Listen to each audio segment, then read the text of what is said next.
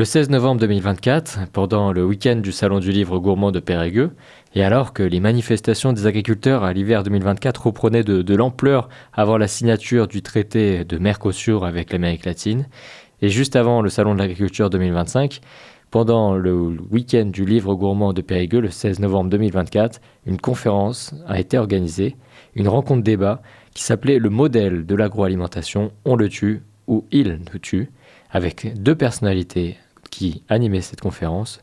Ces personnalités connues, il y a Laure Ducos, ex-chef du projet Greenpeace, et Amélie Poinceau, journaliste Mediapart et autrice de Qui va nous nourrir, au cœur de l'urgence écologique, le renouveau paysan.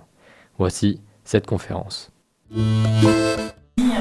Donc vous parliez de Bigard, donc du fait que... Ouais, qu'est-ce que vous pourriez dire? Qu'est-ce que je dis? Mais le cas, tu l'as... Ah mais c'était, merci beaucoup. Franchement, qui suis. Oui, on suit. Merci beaucoup. Et donc la publicité. Et donc j'ai voulu regarder cette influence et on a regardé notamment toute la publicité que faisait Interbev. Interbev, c'est l'interprofession des viandes rouges, donc, qui défend une filière qui en France est critiquable à certains égards, mais quand même relativement durable dans le sens où les viandes bovines en France sont beaucoup à l'herbe, beaucoup en plein air, ce qui n'a rien à voir avec le porc industriel ou poulet industriel français. Mais en tout cas, ils défendent une filière qui est pour moi une des moins problématiques. Sauf que ils font un gros travail de communication, notamment auprès des plus jeunes, pour donner tout le temps envie de consommer de la viande. Et entre 2016 et 2019, et je m'arrêterai avec ce chiffre qui pour moi dit beaucoup, entre 2016 et 2019, ils ont investi des centaines de milliers d'euros, voire des millions. Ils ont un budget de communication annuel de 20 millions d'euros annuels. Et ils ont investi donc des centaines de milliers d'euros pour communiquer auprès des enfants dans les cantines scolaires. Et il y a eu 1,5 million d'enfants touchés par la communication d'Interbev entre 2016 et 2019, directement dans les cantines scolaires. C'est-à-dire que maintenant, ils ont des programmes pour aller dans les écoles et un prof, une institutrice, peut, en 3 clics sur Internet, réserver une sortie à la ferme, dans un élevage, pour aller voir comment ça se passe. Et alors c'est formidable que les enfants puissent voir la réalité du métier et qu'on arrête cette déconnexion avec le métier. Sauf qu'ils ne disent pas tout. Ouais. Ils ne disent pas tout, et moi c'est ça que je reproche. C'est ça que je reproche, c'est que c'est très bien d'aller sur le terrain et de voir la réalité des élevages, mais il faut aussi raconter derrière ce qui se passe. Il faut aussi parler du soja qu'on importe et qui détruit des forêts. Il faut aussi parler des antibiotiques qu'on donne, qui a un vrai impact sur notre santé. On a besoin de parler de tout ça. Voilà. Alors oui, mais les Poinceaux, les agricultrices et les agriculteurs, il y a pas mal de femmes, hein. Enfin, c'est assez, il y a un mouvement, et c'est tant mieux. Voilà, j'imagine que les propos de Laure Ducos résonnent en vous, parce que je pense qu'ils sont confrontés évidemment à ce poids des lobbies, enfin, et de la difficulté aussi de s'installer, d'avoir des aides, enfin, comment, voilà. Et entrons un peu plus dans le... En prenant peut-être des exemples, parce que Laure parlait du porc, par exemple, je ne sais pas si je me souviens plus dans vos agriculteurs. Moi j'ai rencontré dans les profils que j'ai rencontrés, parce qu'effectivement je suis allée beaucoup sur le terrain, à la rencontre de ces gens qui s'installent, qui sont soit en amont de l'installation en agriculture, donc qui sont dans le parcours formation, recherche de terre, recherche de ferme, ou recherche de partenaires pour monter un collectif, etc. Et puis des gens à des stades plus avancés de reprise d'une ferme, le moment de la transmission entre ce qu'on appelle le cédant et les repreneurs, et puis des personnes qui sont déjà un peu plus installées avec 2-3 ans de recul. Donc il y a voilà, toutes les étapes un petit peu de ce cheminement. Et je suis allée au contact de différentes filières de production.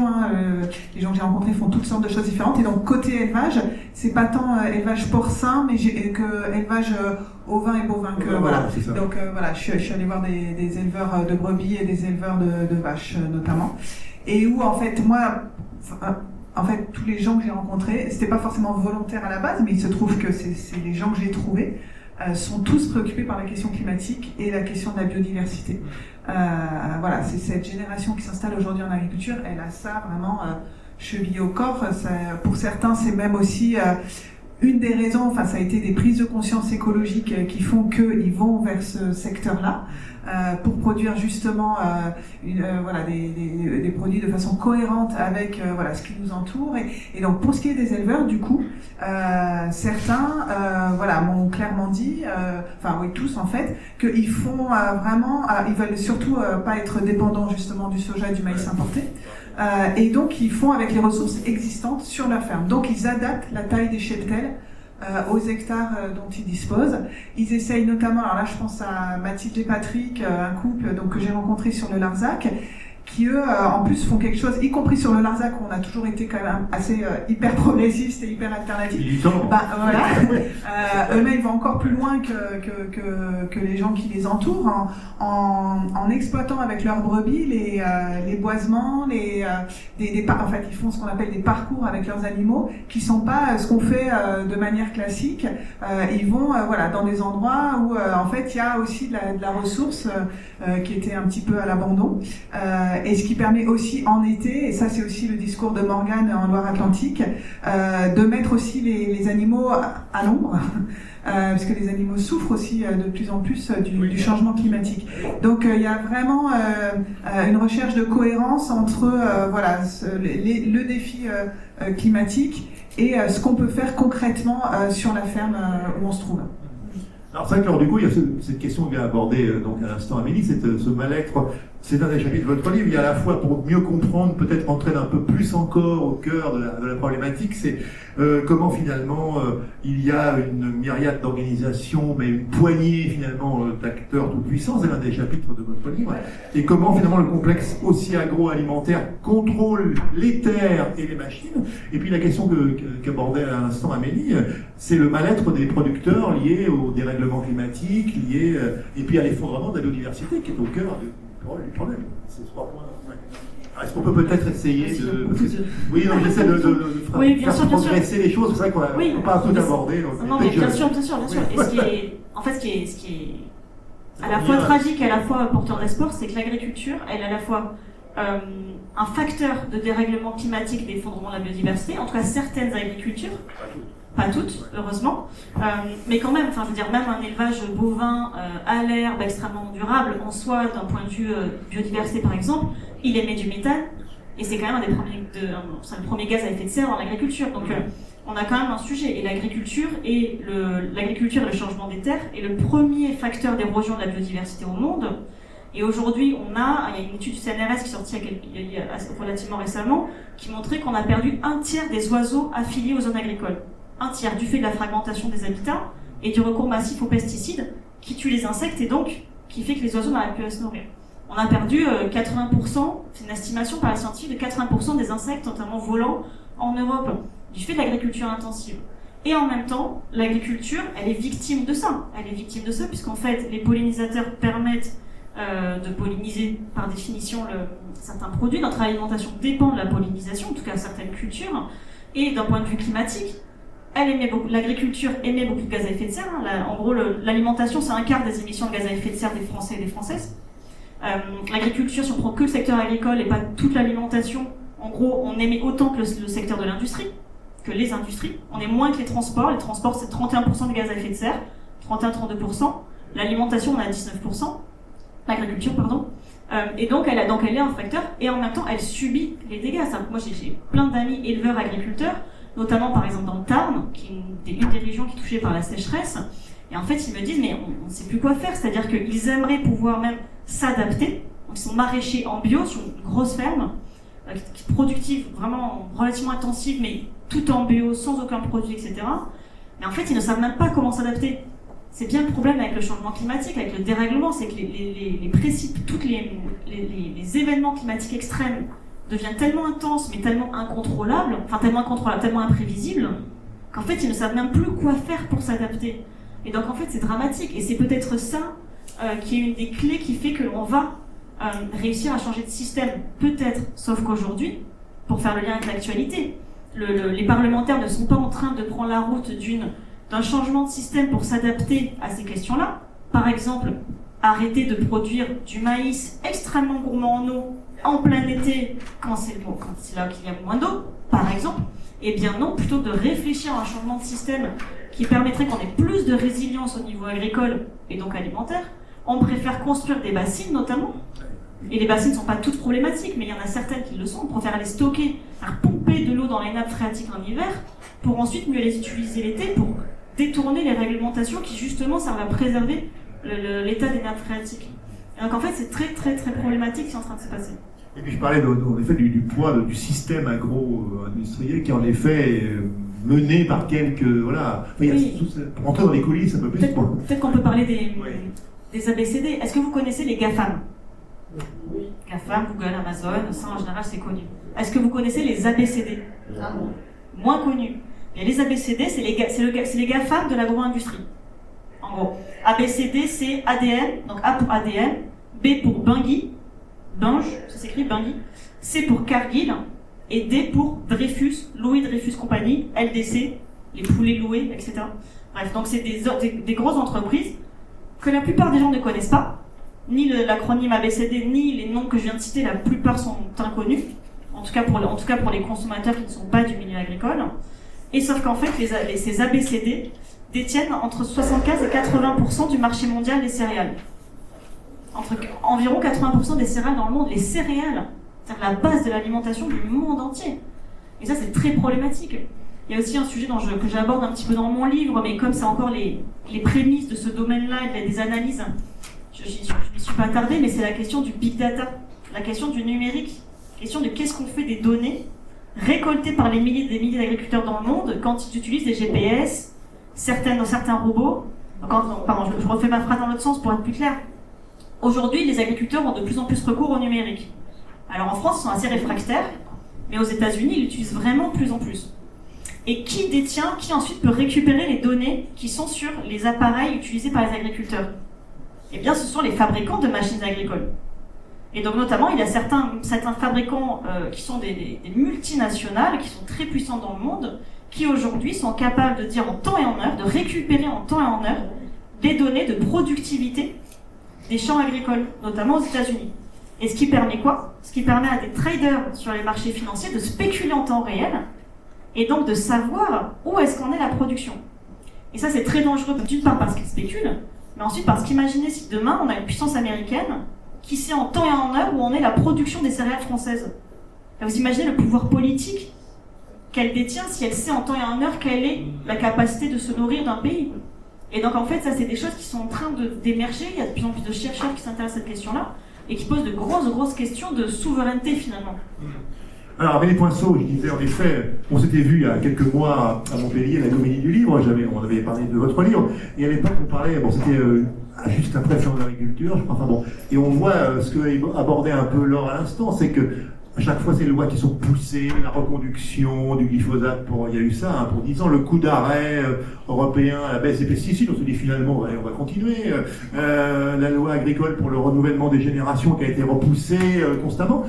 Pour rebondir un peu sur les propos de Laure, et ça en rencontrant ces agriculteurs, j'imagine qu'ils vous parlent de ça et que c'est au cœur un peu du problème pour celles et ceux qui veulent. Oui, alors pour préciser, le livre, il est sorti début février, et donc il est parti à l'imprimerie fin décembre, début janvier, juste avant en fait la colère agricole. Donc évidemment cette colère agricole, elle vient pas de nulle part, et donc notamment ce que je disais au début, ce sentiment aussi d'être devenu complètement minoritaire dans la société. Enfin cette réalité, c'est pas simplement un ressenti, c'est une réalité. Pour moi, c'est aussi au cœur de cette colère et cette distanciation aussi entre le monde agricole et le monde des villes, ce sentiment d'être incompris, voilà. Mais après, pour revenir sur la question du moment politique dans lequel on est. Et là, j'y étais pas au moment de la sortie du livre encore, parce que pour moi, il y a vraiment un ensemble de choses là depuis un an qui font que là, pour moi, on est rentré dans une séquence qui va être qui va nous faire reculer sur les questions écologiques et environnementales. Il y a eu déjà à la fin de l'année dernière donc la reconduction du glyphosate et au niveau européen cette tentative complètement avortée de voter, en tout cas au Parlement européen, un plan ambitieux de réduction des pesticides. Et puis là-dessus arrive la colère agricole. Tout ça en fait était aussi orienté parce qu'il y avait justement les élections européennes qui approchaient. La colère agricole, elle n'a pas eu lieu qu'en France. Elle a éclaté d'abord en Allemagne et encore avant aux Pays-Bas. Et il y a plein d'autres pays aussi où il y a eu des manifestations. Et il y a clairement une opposition de ce monde-là, en tout cas de la part des syndicats dominants du monde agricole, parce que tous les syndicats ne sont pas alignés, loin de là, contre les mesures environnementales, ce qu'ils appellent donc les normes. Ce rejet des normes, il est effectivement très fort. Et pour l'instant, c'est eux qui ont gagné la bataille. Et c'est eux qui ont gagné la bataille aussi parce qu'il y a des intérêts économiques très importants derrière, et là je rejoins ce que disait Laure. notamment sur le côté entreprise phytosanitaire. En fait, l'Allemagne, la chimie allemande est très puissante. L'Allemagne est le pays qui défend là depuis quelques semaines est en difficulté, mais qui défend sans doute le mieux ses intérêts économiques au niveau européen. Et donc, il est quand même très très dur d'aller contre le rouleau compresseur de l'agrochimie. Et donc, à la fois ces manifestations agricoles, mais aussi le travail des lobbies derrière. Ces manifestations, elles avaient un petit côté spontané, mais elles avaient aussi un côté très organisé et très repris en main par les syndicats. Donc là, et puis là-dessus, nous en France, on a eu, ce que vous savez bien, les élections législatives anticipées, et ensuite un gouvernement qui correspond pas du tout aux résultats des élections, et du coup voilà, on reste dans ce moment politique complètement dingue, et où les intérêts des agriculteurs, en tout cas de la frange dominante, encore une fois, vont être préservés parce que on a trop peur de ce qui va se passer au prochain scrutin. Et donc cette loi agricole, pour terminer là-dessus, qui effectivement a été suspendue, elle a été votée à l'Assemblée nationale au printemps, elle a été suspendue du fait de la dissolution, elle va reprendre son cours au mois de janvier au Sénat, probablement dans une version qui ne va pas beaucoup bouger, si ce n'est que si ça bouge, ce sera pour encore plus lever des normes environnementales. En tout cas, on est dans ce moment-là, et qui, je le crains, va durer un petit peu. Je pense à la question des relations avec le Mercosur. Parce que oui, c'est ça qui... Vous vouliez dire? Oui, c'est exactement ça. Bon, bah allez-y. On est connectés. J'écoutais Amélie et je dis, tiens, c'est vrai. C'est exactement ça. Les poulets brésiliens. Et puis Amélie parlait du rapport de force par rapport à des pays comme l'Allemagne. Et en fait, en ce moment, là, il y a de gros débats sur le Mercosur, donc un accord de libre-échange entre l'Europe et certains pays d'Amérique latine. Et en fait, ce qui se passe, c'est qu'on est dans un rapport de force compliqué avec des pays comme l'Allemagne. C'est-à-dire qu'en Europe, là, aujourd'hui, le gouvernement français annonce qu'il ne veut pas signer le traité du Mercosur en l'état. Il ne s'y oppose pas en soi, mais il a une telle pression du monde agricole et des parlementaires français qu'il veut s'y opposer, notamment parce qu'il y a une lettre qui est sortie il y a quelques jours de 600 parlementaires français, donc 600 députés, sénateurs, sénatrices et eurodéputés. Et donc ils demandent à Ursula von der Leyen... Jusqu'à la gauche. Oui, merci. Oui, bon, si on a 600, c'est qu'ils sont transpartisans, mais merci de le signaler. C'est vraiment de tous bords, ça va vraiment du plus à gauche, plus à droite. Les partis politiques s'opposent à ce traité libre-échange. Et donc Emmanuel Macron n'a pas trop le choix, là, il est en ce moment en visite en Amérique latine, et il demande à la Commission européenne de revoir sa copie pour mieux protéger les agriculteurs, et notamment demander des clauses miroirs, c'est-à-dire qu'il ne puisse pas y avoir des produits importés qui soient produits avec des normes environnementales ou sanitaires plus faibles que ce qu'il y a en France. C'est le principe des clauses miroirs. Sauf que, pour réussir à bloquer le Mercosur au niveau européen, il faut qu'il y ait au moins 4 États membres de l'Europe qui représentent au moins 30% de la population européenne, qui refusent le Mercosur, en tout cas l'état actuel du Mercosur, la version actuelle du Mercosur. Et sauf que des pays comme l'Allemagne, qui pèsent très lourd en termes de nombre d'habitants et donc d'un point de vue politique, en fait, elle veut le Mercosur. Parce que l'Allemagne, elle a un modèle agricole qui est quand même beaucoup plus productiviste que la France. C'est-à-dire que leurs petites fermes sont plutôt du niveau de nos plus grosses fermes. Enfin, je ne sais pas si c'est autant le ratio est aussi fort, mais en tout cas, je sais quand on discutait entre Greenpeace France et Greenpeace Allemagne, on avait des gros enjeux pour se mettre d'accord, parce que leur vision du monde agricole paysan n'est pas du tout le même qu'en France. Et donc ils portent une vision du Mercosur qui n'est pas du tout celle de l'État français. Et donc là, c'est un endroit où finalement, et ça c'est aussi une chose qui me donne espoir, c'est que peut-être qu'au lieu de se tirer dans les pattes finalement entre écologistes, agriculteurs productivistes, etc., eh bien il y a certains combats sur lesquels on peut s'unir et qui peuvent faire du bien à l'écologie, à la santé et à l'économie des agriculteurs. À condition, et ça c'est un point que je souligne dans mon livre parce qu'il me tient très à cœur, à condition qu'on n'ait pas un discours hypocrite, comme celui, je suis navrée s'il y en a qui y travaillent, mais de la FNSEA. Parce que la FNSEA, ce qu'elle veut, ce n'est pas arrêter les imports-exports. Elle veut continuer à exporter tout ce qu'elle veut, mais arrêter d'importer ce qui ne lui convient pas. Et en fait, ça c'est problématique. Et moi, ce que j'aimerais, c'est qu'on puisse mettre en place des accords commerciaux qui protègent les agriculteurs français et qui protègent les agriculteurs du monde entier. Ouais. Il faudrait se mettre d'accord collectivement au niveau déjà français et puis au niveau européen. C'est vrai, en fait que, alors, Amélie, peut-être, Amélie, réaction peut-être au propos, et justement par rapport à cette dimension, justement ce poids de l'agro-industrie.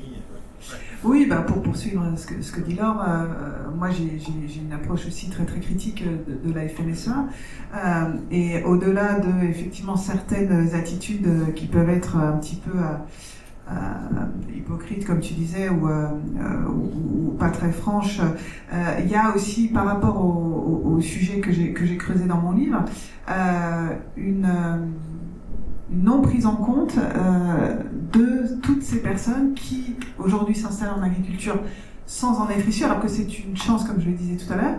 Et la FNSEA et aussi les chambres d'agriculture n'ont jamais été très aidantes envers cette population-là, préférant en fait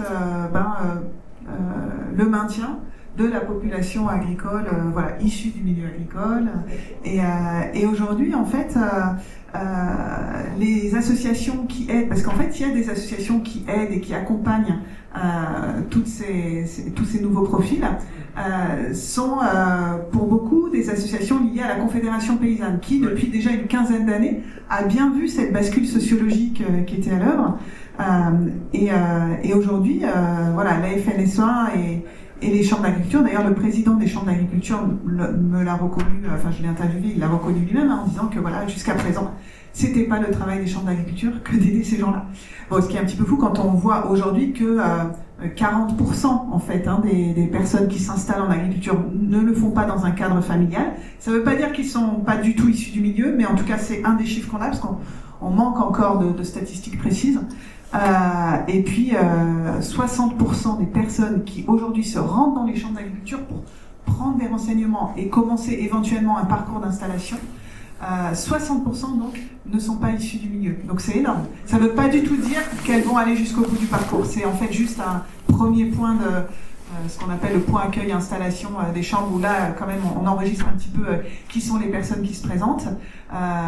Et donc c'est énorme. Donc en fait il y a une vraie politique publique à mener, parce que c'est des gens qui ont besoin de beaucoup plus d'accompagnement et de formation que les gens qui sont issus du milieu, parce que quand on n'a pas grandi sur une ferme, évidemment, on a beaucoup plus de choses à apprendre, il y a tout un apprentissage à faire, et surtout après, la question des terres, de l'accès aux terres. Et c'est là où les SAFER aussi ont un rôle important, et les SAFER comme les autres organismes. Les SAFER, pour préciser. Pardon, excusez-moi. Je pense pardon. C'est des organismes qui régulent le foncier agricole, et qui ont une délégation de mission publique, qui ont été créés dans les années 60, dans ce moment aussi de grande politique structurante pour le secteur agricole. Et donc, lorsqu'il y a des terres agricoles à vendre, en fait, on peut présenter un dossier de candidature pour les acheter, les acquérir, et c'est la SAFER qui va trancher s'il y a plusieurs candidatures. Et généralement, elle va privilégier l'agrandissement d'une exploitation existante, quelqu'un issu du milieu, un schéma économique qui est déjà en place, qui fonctionne, etc., plutôt que l'arrivée d'une nouvelle, qui, en plus, s'il n'est pas issu du milieu, et si en plus il n'est pas issu du coin, vraiment, il part avec beaucoup, il ou elle part avec beaucoup de handicap. Même si, localement, on pourra toujours trouver des contre-exemples, et la SAFER les met souvent aussi en avant. Il y a quand même, heureusement, des projets alternatifs ou des projets non issus du milieu qui parviennent à émerger. Mais encore trop souvent, c'est ce que je dénonce dans mon livre, trop souvent on va privilégier l'existant. Or, c'est ce qu'on vous dit depuis le début avec Laure. Justement, cette agriculture, elle a besoin d'opérer une transition, de se réformer, d'aller vers des pratiques beaucoup plus écologiques. Et il se trouve que ce sont les nouvelles générations qui vraiment poussent la porte, beaucoup plus que... c'est difficile aussi, il faut le reconnaître, pour quelqu'un qui est en fin de carrière ou même en deuxième moitié de carrière, de changer complètement le modèle économique de sa ferme. Donc il y a ça aussi qui est compliqué. Alors que lorsqu'on... C'est une remise en question. Exactement. Et l'argent, et c'est beaucoup plus facile, entre guillemets, pour quelqu'un qui démarre, de se mettre tout de suite dans un modèle plus vertueux et plus écologique. Alors avant qu'on passe la parole au public pour des questions, des remarques, des réflexions, je crois qu'il y a un autre débat à 11h, on est un peu... Mais peut-être, je sais pas, c'est pas évident d'aller me dire, il y a un chapitre dans votre livre, qui est s'extraire de l'affluence de l'agro-industrie, vous proposez des idées, des solutions, peut-être en, je sais pas, une ou deux, comme ça, pistes d'espoir, de sortie de ce modèle. Oui, il y a une proposition qui est mise sur la table qui est portée par la Confédération paysanne, qui a été initiée par Réseau Salariat et par Ingénieurs sans frontières Agrista, donc peu importe le nom, mais en tout cas des structures qui se posaient la question de la transformation du modèle agricole. Et c'est une idée qui a convaincu la Confédération paysanne parce que sa responsable se disait mais en fait ça fait des décennies qu'on essaie de changer le modèle agricole en passant par la question de la transformation des subventions, en passant par une opposition à la FNSE, et passant par un changement des politiques publiques, et on n'y arrive pas. En fait, au bout d'un moment, il faut accepter qu'on est face à un mur et qu'on n'arrive pas à transformer la production agricole. Donc ils se sont dit, ok, comment est-ce qu'on peut arriver à changer les choses par l'autre bout de la chaîne alimentaire, c'est-à-dire par l'assiette. Parce que ce que la Confédération paysanne a réalisé, c'est que parfois ils arrivent à installer des agriculteurs et des agricultrices après un long chemin, dont parfois très semé d'embûches, dont parlait Amélie. Et sauf qu'en fait, parfois, quand bien même ils arrivent à les installer, les agriculteurs et les agricultrices vont jusqu'à produire, vont sur les marchés et mettent en vente leurs produits absolument incroyables, et il n'y a pas d'acheteurs. Et il n'y a pas d'acheteurs en face parce qu'en fait, c'est des produits qui coûtent plus cher que des produits agro-industriels. Forcément, ça coûte plus cher à produire quand on se passe de pesticides. Et donc, ils ne retrouvent pas d'acheteurs parce qu'en fait, il y a un gros sujet lié à l'inflation, lié au pouvoir d'achat, qui est qu'aujourd'hui, il y a beaucoup de personnes qui utilisent l'alimentation comme une variable d'ajustement. Alors que le logement, c'est plus compliqué. La facture d'électricité, il faut la payer. L'alimentation, il y a une certaine limite, on peut toujours rogner. Et donc, en fait, ces paysans, ces paysannes se retrouvent coincés. Ce qui fait que la Confédération paysanne a rejoint l'idée de sécurité sociale de l'alimentation. Est-ce que vous connaissez cette proposition ? Il y en a à Bordeaux. Est-ce que vous pouvez dire qui c'est qui connaît ici ? Que je sache. Bon, il n'y a pas grand. Donc la proposition de sécurité sociale de l'alimentation, c'est l'idée de se baser sur le modèle de la sécurité sociale, telle qu'elle était pensée à ses débuts, c'est-à-dire une structure dirigée par les travailleurs et travailleuses et non pas par le patronat, et qui en fait se baserait sur un système de cotisation universelle. C'est-à-dire que l'idée, c'est de sortir d'un système de stigmatisation des plus précaires, où on donnerait par exemple des chèques solidarité aux plus précaires, et donc une personne précaire irait avec son chèque voir un producteur, il y aurait écrit pauvre sur son front, c'est extrêmement stigmatisant. Et pour sortir de ça, il propose plutôt qu'il y ait un modèle qui concernerait tout le monde.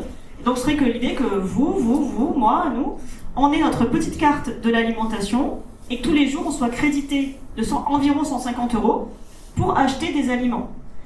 Ces 150 €, ils sortiraient d'où ? Ils sortiraient entre autres d'un système de cotisation universelle, c'est-à-dire que les personnes les plus aisées cotiseraient plus, les personnes les moins aisées cotiseraient moins. Donc ça permettrait de redistribuer finalement les finances, et pour que tout le monde puisse manger à sa faim. Mais ils ne mangeraient pas n'importe quel produit. Et c'est là que la sécurité sociale de l'alimentation est extrêmement pertinente, à mon sens, porteuse d'espoir et même révolutionnaire. C'est qu'en fait, elle dit, ce n'est pas une élite, ce ne sont pas des scientifiques, ce n'est pas une élite politique, ce ne sont pas des experts associatifs qui vont dire, vous devez manger ça, ça et ça, parce que c'est ça qui est bon pour la santé, croyez-moi. L'idée, c'est que les gens se mettent ensemble pour décider eux-mêmes de ce qu'ils veulent manger. Par exemple, à Périgueux, vous pourriez dire, nous voilà une grosse production, alors je sais pas, de canard ici, une grosse production de ça là, je connais pas bien la gastronomie d'ici, mais en tout cas, la tradition locale, mais vous pourriez choisir, les gens d'ici pourraient choisir ce qu'ils veulent soutenir avec 150 € par mois, et donc se mettre d'accord sur ce qui est sain pour la santé, pour la planète, et qui soutient l'agriculture locale. Et ensuite, donc, on aurait ce modèle mis en place. Et ça, ce n'est pas juste une utopie, c'est déjà expérimenté dans des grosses villes et dans des territoires ruraux. C'est accompagné par des étudiants, des scientifiques, des politiques. Et donc, ça fonctionne en fait, c'est en train de fonctionner et ça mélange toutes les classes sociales. Et il y a même une proposition de loi qui a été mise sur la table il y a à peine un mois pour essayer de porter ce sujet. Ça a été refusé. On n'en est pas encore là vu l'état du Parlement aujourd'hui.